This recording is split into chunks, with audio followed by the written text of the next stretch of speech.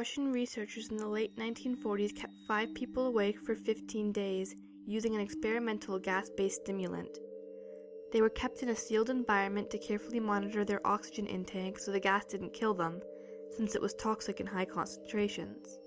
This was before closed-circuit cameras, so they had only microphones and 5-inch thick glass porthole-sized windows into the chamber to monitor them.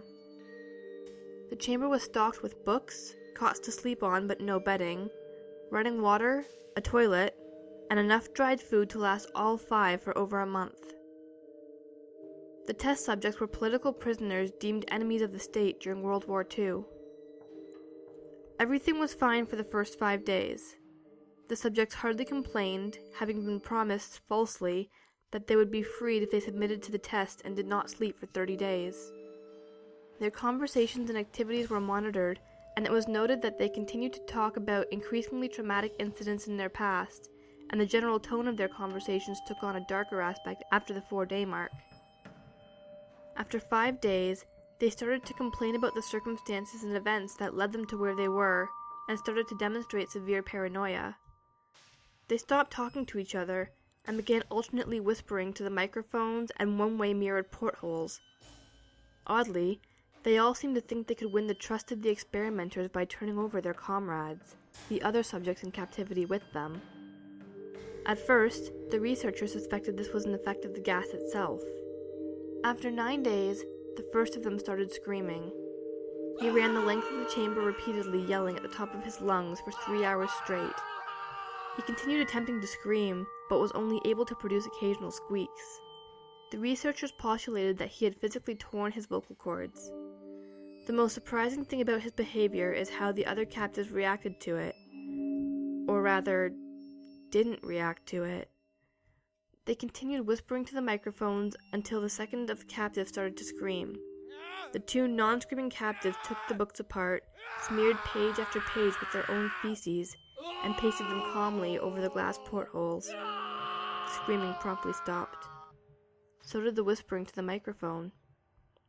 After 3 more days passed, the researchers checked the microphones hourly to make sure they were working, since they thought it impossible that no sound could be coming with 5 people inside.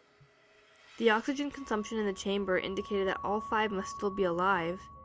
In fact, it was the amount of oxygen 5 people would consume at a very heavy level of strenuous exercise. On the morning of the 14th day, the researchers did something they said they would not do to get a reaction from the captives. They used the intercom inside the chamber, hoping to provoke any response from the captives they were afraid were either dead or vegetables. They announced, "We are opening the chamber to test the microphones. Step away from the door and lie flat on the floor or you will be shot. Compliance will earn one of you your immediate freedom." To their surprise, they heard a single phrase in a calm voice response. "We no longer want to be freed." Debate broke out among the researchers and the military forces funding the research. Unable to provoke any more response using the intercom, it was finally decided to open the chamber at midnight on the 15th day. The chamber was flushed of the stimulant gas and filled with fresh air, and immediately voices from the microphone began to object. 3 different voices began begging, as if pleading for the life of loved ones, to turn the gas back on.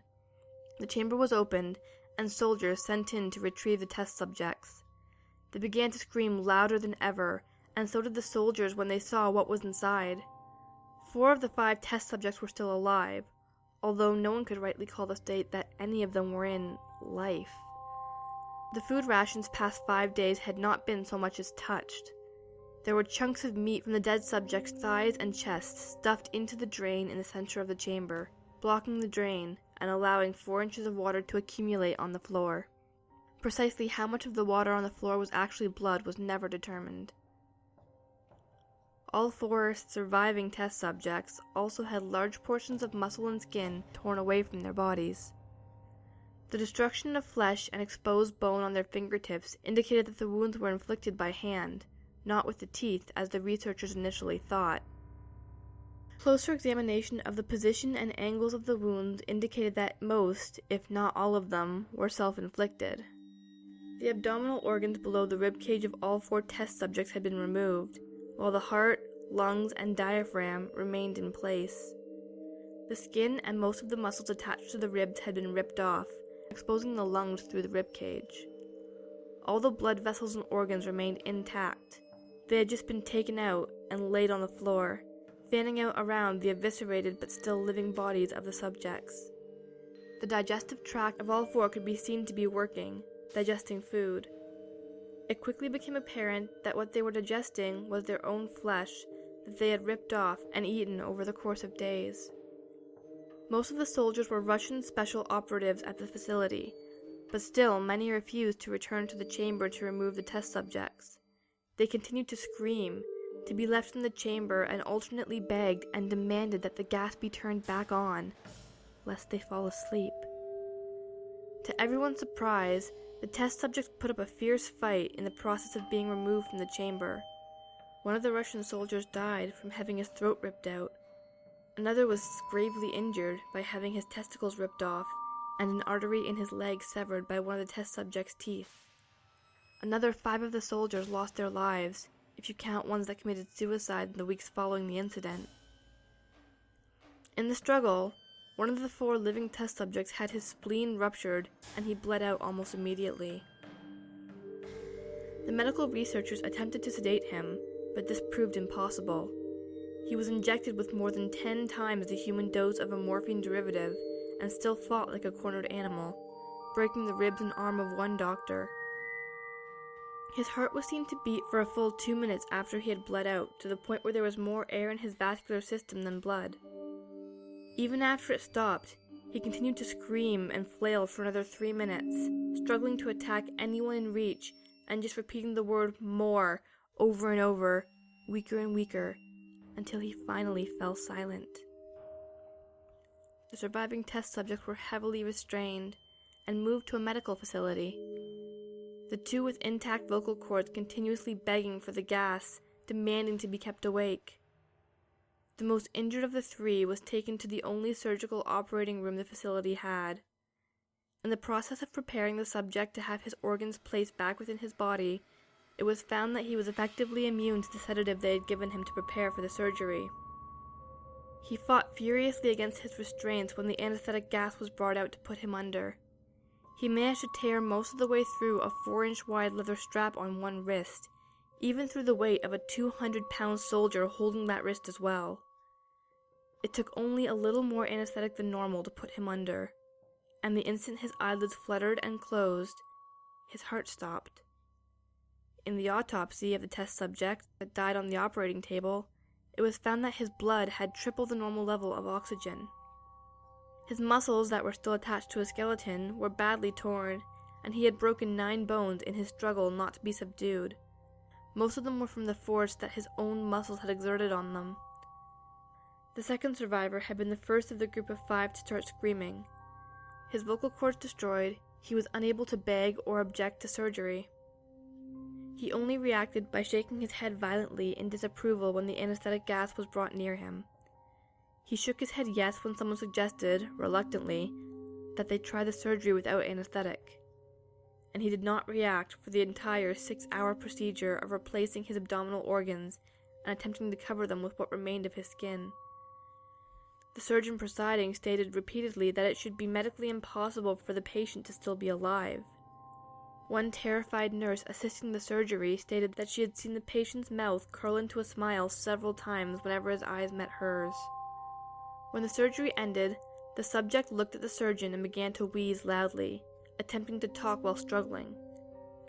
Assuming this must be something of dramatic importance, the surgeon had a pen and pad fetched so the patient could write his message. It was simple. Keep cutting. The other 2 test subjects were given the same surgery, both without anesthetic as well, although they had to be injected with a paralytic for the duration of the operation. The surgeon found it impossible to perform the operation while the patients laughed continuously. Once paralyzed, the subjects could only follow the attending researchers with their eyes. The paralytic cleared their system in an abnormally short period of time, and they were soon trying to escape their bonds. The moment they could speak, they were again asking for the stimulant gas. The researchers tried asking why they had injured themselves, why they had ripped out their own guts, and why they wanted to be given the gas again. Only one response was given: "I must remain awake." All 3 subjects' restraints were reinforced, and they were placed back into the chamber, awaiting determination as to what should be done with them.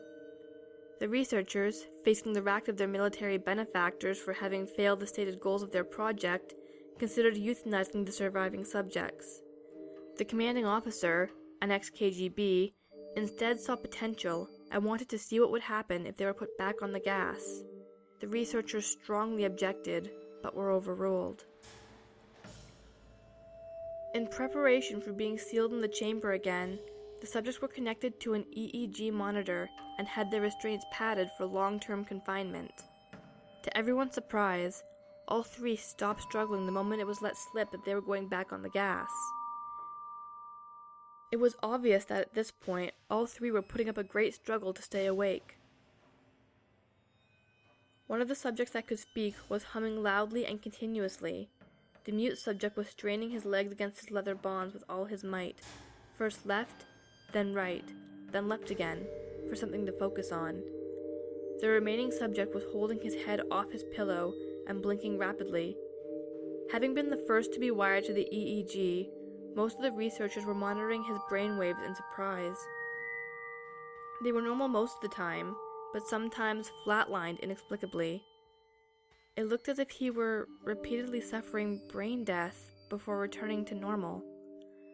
As they focused on paper scrolling out of the brainwave monitor, only one nurse saw his eyes slip shut at the same moment his head hit the pillow. His brainwaves immediately changed to that of deep sleep, then flatlined for the last time, as his heart simultaneously stopped. The only remaining subject that could speak started screaming to be sealed in now. His brainwaves showed the same flat lines as the one who had just died from falling asleep. The commander gave the order to seal the chamber with both subjects inside, as well as 3 researchers. One of the named 3 immediately drew his gun and shot the commander point blank between the eyes, then turned the gun on the mute subject and blew his brains out as well. He pointed the gun at the remaining subject, still restrained to the bed, as the remaining members of the medical research team fled the room. "I won't be locked in here with these things! Not with you!" He screamed at the man strapped to the table. "What are you?" he demanded. "I must know." The subject smiled. "Have you forgotten so easily?" the subject asked. "We are you. We are the madness that lurks within you all, begging to be free at every moment in your deepest animal mind. We are what you hide from in your beds every night. We are what you sedate into silence and paralysis when you go to the nocturnal haven where we cannot tread." The researcher paused, then aimed at the subject's heart and fired.